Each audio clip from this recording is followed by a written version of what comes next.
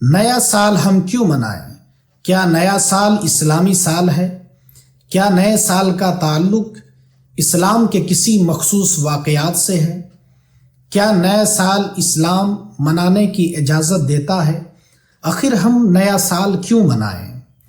دراصل اس طرح کے جتنے بھی فیسٹیولز ہیں، اکثر تہوار عیسائیوں کی ایجادات میں سے ہے، اور عیسائیوں کا یہ ایم رہا ہے کہ انہوں نے اپنے کلچر اور اپنے تہوار، اپنے فیسٹیولز کو صرف خود تک محدود نہیں رکھا، بلکہ انہوں نے سارے لوگوں پر تھوپنے کی کوشش کی ہے، جیسے mother's day, children's day, teachers day, Valentine day, اور اس طرح سے بہت سے ان کے ڈیز ہیں جو انہوں نے اس کو بطور فیسٹیول ایک منانا شروع کر دیا، اور اس کو صرف خود تک ہی محدود نہیں رکھا بلکہ سارے لوگوں پر تھوپنے کی کوشش کی۔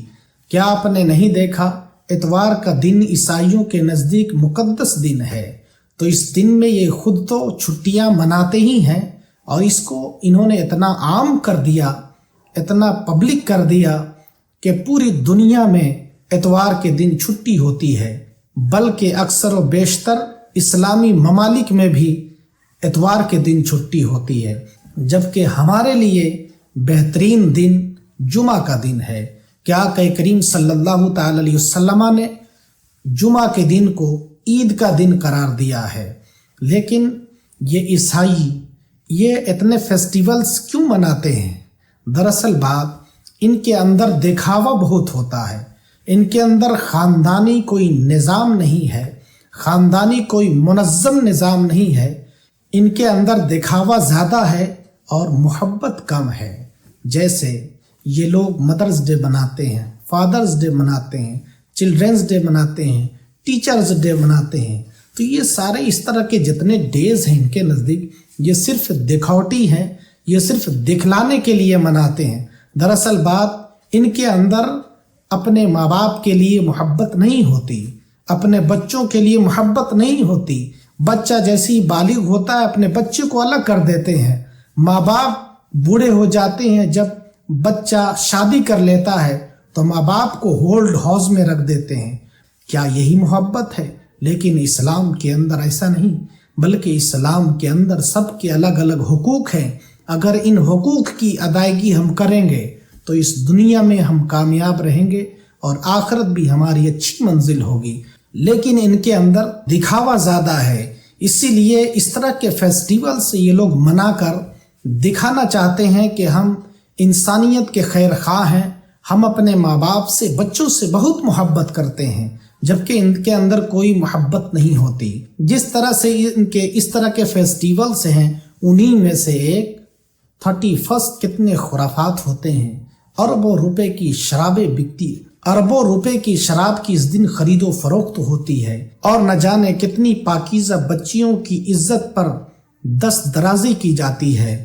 تو اگر آپ سیدھے راستے پر چلنا چاہتے ہیں تو اس دن خود اس طرح کے فیسٹیولز میں شامل نہ ہوں، اور نہ اپنی اولاد کو، اپنے بچوں کو جانے دیں، ورنہ آپ اور آپ کے بچے خود ذمہ دار ہوں گے، اور آپ خود اپنے بچوں کے ذمہ دار ہوں گے۔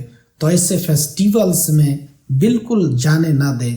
ہاں، اگر آپ کو نیا سال منانا ہی ہے تو آپ ایک دوسرے کے لیے دعائیں دے کر منائیں۔ نئے سال کے موقع پر ایک دوسرے کو دعائیں دیتے تھے، اور وہ دعا یہ ہے: اللہم ادخلہ علینا بالامن والایمان والسلامت والاسلام ورضوان من الرحمن وجواز من الشیطان۔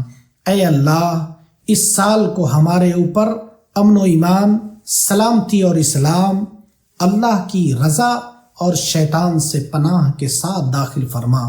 اس طرح آپ ایک دوسرے کو دعائیں دیں، برکت کی دعائیں کریں، اور اگر آپ کو نیا سال ہی منانا ہے تو نیا سال آپ اپنے گزرے ہوئے سال کا محاسبہ کر کے منائیں کہ 2024 گزر گیا، ہم نے اس میں کون کون سا نیک کام کیا اور کون سا ہم نے برا کام کیا ہے، کتنا ہم نے ظلم کیا ہے، ہم نے کتنا انصاف کیا ہے، ہم نے کتنی نیکیاں کی ہیں، ہم نے کتنے صدقات اور خیرات کیے ہیں، ہم نے کتنی عبادتیں کی ہیں، اور آنے والے دنوں کے لیے آپ لائحہ عمل تیار کریں کہ آنے والے سال میں ہمیں کون کون سی نیکیاں کرنا ہے، ہمیں کس طرح اپنی زندگی اللہ کی رضا اور خوشنودی کے ساتھ گزارنا ہے، رسول اللہ صلی اللہ علیہ وسلم کی سنت کی تابعداری کرتے ہوئے گزارنا ہے، کس طرح ہمیں اچھی زندگی، اسلامی زندگی گزارنا ہے۔